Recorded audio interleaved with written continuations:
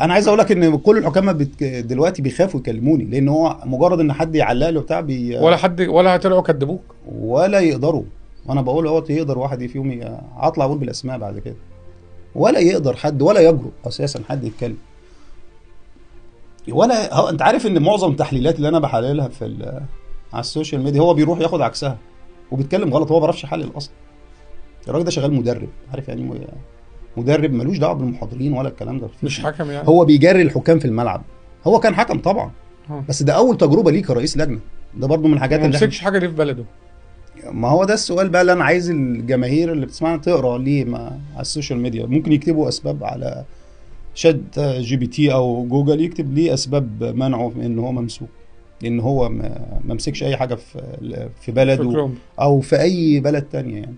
هو جه يجرب عندنا. هو تقريبا هو بيجي يعني اصل مصر مش دوله صغيره صح. احنا يعني معلش احنا مصدرين للرؤساء اللجان والمحاضرين في العالم كله، فعيب يعني نيجي حد بالطريقه دي. طبعا لا ما مسكش. انا بدعو ان الجماهير تعمل سيرش ليه ما مسكش.